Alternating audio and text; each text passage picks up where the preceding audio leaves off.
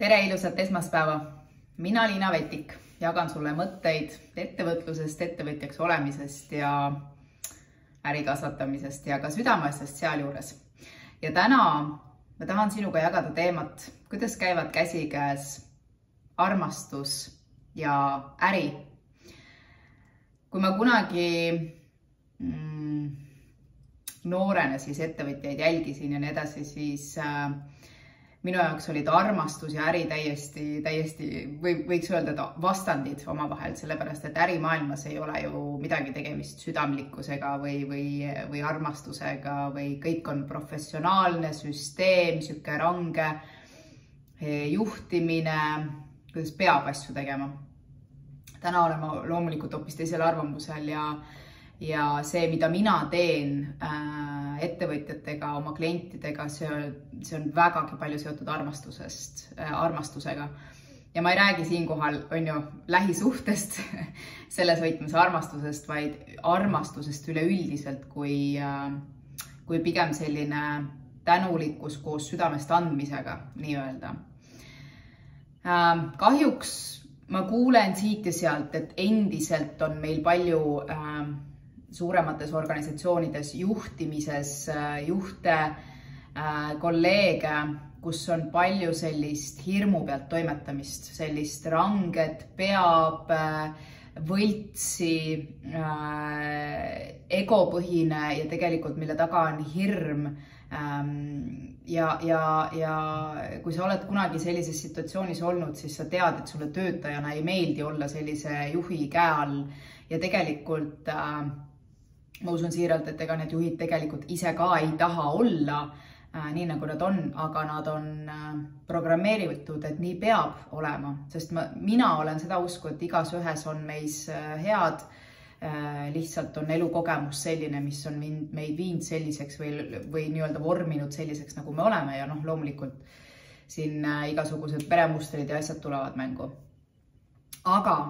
see ei tähenda seda, et me peaksime jätkama vanaviisi ja see ei tähenda seda, et me peaksime nii-öelda oma võimu ettevõtjatena ära kasutama, selles mõttes manipuleerima inimestega ja nii edasi, vaid tegelikult, kui me nüüd mõtleme väga heade ettevõtete peale, siis me mõtleme selle sisekliima peale ja mis on ka väga edukad ettevõtjad, suured brändid ja me mõtleme tihti sisekliima peale, ma räägin päriselt headest ettevõtetest, mitte lihtsalt, et väline nägu on tore, aga sisemiselt me teame, et on midagi kahtlane, vaid päriselt igatepidi edukatest ettevõtetest, kellel on käibeid, aga kellel on ka kultuur, see side tõsiselt tore taga, siis seal on armastus, see on juhtimine läbi armastuse. Inimesed tõesti tunnevad, et nad on vajalikud, et neil on tähtis roll, nad tunnevad, neil on nii-öelda tähendus selles, mida nad teevad ja igal inimesel, mitte ainult ühel inimesel. Ja sellist nii-öelda tähendusrikkust, fulfillmenti me kõik ju tegelikult taga ajame, kas sa oled ise endale tööandja, võib-olla sa oledki ettevõtjaks hakanud või ise endale tööandjaks hakanud sellepärast, et sa tahad ennast tunda olulise ja tähtsana ja et sul oleks see tähendusrikkus taga, mida sa võib-olla siis oma tööandja juurest ei saanud, eks. Et mis iganes see sinu jaoks on. Ja oma klientidega nii mentorprogrammis kui ka üks ühele tööd tehes ma räägin tihti sellest, et meie ettevõte, see on nagu kunst, see on meie looming. Sa lood selle juriidilise keha, nüüd on sul tühi lõuend ja nüüd sa hakkad sinna peale looma. Sina valid sinna oma kliendid, sest sa tahad neile anda, see tuleb sinu seest, ideaalis. Jah, see on see, mida mina õpetan ja aitan ettevõtjatel üles leida, et kui sina oled täna selles kohas, et sa ei tea, mis on see sinu hingemissioon, siis see on täna sel päeval, kui ma nüüd seda videot teen, mul oli just üks ühele kliendiga see teema üleval, mis on see hingemissioon ja kuidas see tuleb meie lapsepõlve kogemust. See kõik meie elu on loonud selle, kui inimene saab sellest aru, et mul on tähendus, minul on tähtis roll, see, mida ma teen, see kõik on nii-öelda seotud mitte ainult mu professionaalse taustaga, vaid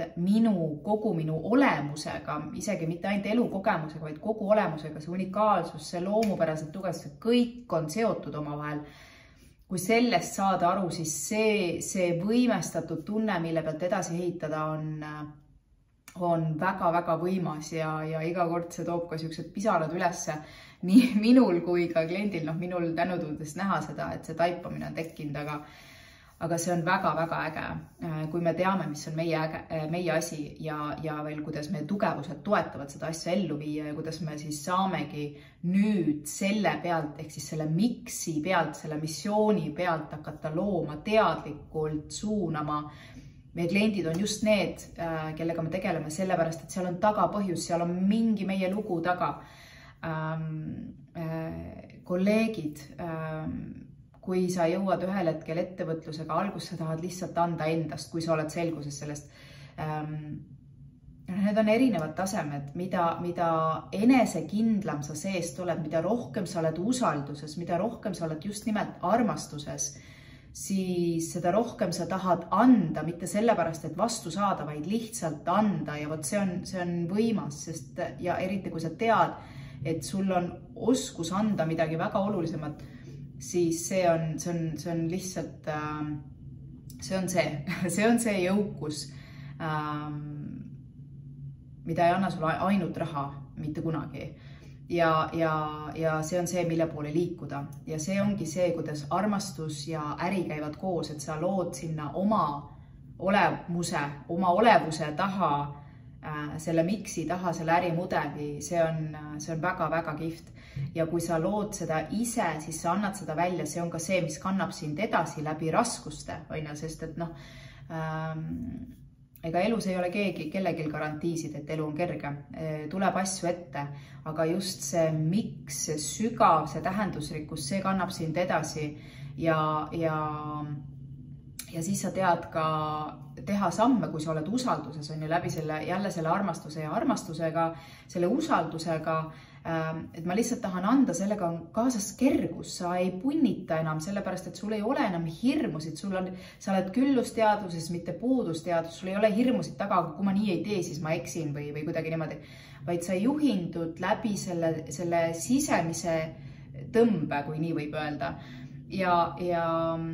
Ja seda viisi äri ehitada on tunduvalt kergem kui hirmu pealt, kui selle ego pealt, kui selle enesekaitse pealt. Aga miks me kaitseme ennast, on see, et me seest tunneme ennast väärtusetuna, ebapiisavana ja siis on need nõudmised ja see kõik lükkab meid sellele raskele nii-öelda ärile, mida meile siis on, mida ajalugu on kaasas kandnud, et kui uurida ka läbi ajaloo väga kõrgete nii-öelda siis kuningate ja liidrite käitumismustreid psühholoogilises kontekstis, siis seal taga ka ju manipulatsiooni, ülesõitmist, kõike seda, et keegi tahab minu positsiooni ära, olid ka ajad sellised, et sa pidid olema enesekaitsega, me tuleme nendest mustritest, aga täna mina siiralt usun, et nendest mustritest on aeg lahti lasta ja nendest on võimalik lahti lasta. Ja nüüd, kui sina oled see ettevõtjad, sina oled see juht, kes on loonud kogu selle süsteemi lähtudes armastusest ja sellest sügavast tähendusrikkusest, siis sinu ümber tahavad olla inimesed, esiteks juba sinu enesekindluse pärast, sellepärast, et sa usud, sa oled usalduses ja see hea tahtlikkus, see soov seal taga, pluss kui sa nüüd oled iseendast täiesti paigas, vaata selles mõttes on ju, miks sa oled, kes sa oled, kelle jaoks sa oled ja nii edasi, siis sa hakkad seda välja andma ja siis tulevad sulle inimesed, ma mõtlen siis juba tiimi, mitte ainult kliendid. Klientidest toimub pidevalt see kasv, see on nagu, ma ütlen, see looming, kuidas see kogu aeg see äri areneb, see on nii põnev teekond ja siis tulevad sulle tiimi inimesed, kes käivad isegi alateadlikult, nad käivad sinuga ühte tiimi, aga kui sina suudad neile selle ka selgeks teha, mis power sealt veel tuleb, mul on praegu kananahk pea, aga see on nii võimas, see on see tunne, mille pealt sa teed. Sa ei tee lihtsalt, vabadus on tore, see ajaline vabadus, see raha, kõik see on väga tore, aga see ei ole pooltki nii tore, kui sul ei ole seda võimestatust seal taga ja seda, mida sa saad luua teistele enda ümber ja siis see muudkui kasvab ja kasvab ja kasvab. Kõigepealt iseenda sees ja siis see muudkui kasvab ja see on see, miks mida personaalsemalt ma inimestega töötan, seda ägedamaks see saab minna ja kuni siis sul kasvab ettevõtte kultuur sellest armastust lähtuvalt. Sellest on isegi Steve Farber on autor, kes on kirjutanud raamatu Love is damn good business ja ta räägib just juhtimisest läbi armastuse. Tal on üks raamat veel, ma ei saa öelda, mis selle nimi praegu on ennem seda, aga no see on lihtsalt võimas, mida sa saad palju suuremat võimendust luua läbi selle armastuse kui selle raske enesekaitse ja ego pealt toodud juhtimise, et meil ei ole vaja sellest enam kinni hoida. Me kõik, kui sa pöörud oma teadmise sellesse küllusteadvusesse, siis sealt tuleb see võlu, sealt tuleb see kergus ja sealt ehitad sa aina paremat. Et kõik need äris, need katused, need laed, see on kontrolli taga jälle enesekaitse, jälle hirm. Et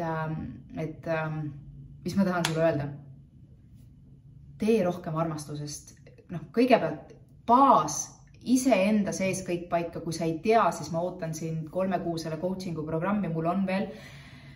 ma saan 2 inimesega töötada, mul on veel koht, aga suveks siis jah, kui sa tahad kiiremini endast aru saada ja nii edasi, aga see on baas ja sealt pealt sa hakkad looma seda oma kunsti, seda oma lõuendit, paned ärimudelit taha ja sealt pealt saab ka see jõukus tulla läbi kerguse, et mida iganes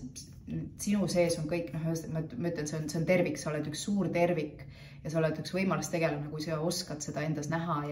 ja nendele asjadele tähenduse taha anda, aga see on kõigepealt meie töö iseendaga teha ja võtta vastu see, mis me tegelikult oleme, võt siin on ka julgus, aga see juba tuleb ka baas enesekindlusest või eneseväärtusest, on ju, et sa julged ennast vastu võtta ja siis sa lubad sellel kõigele läbi enda kasvada, et see on võimas. Võt,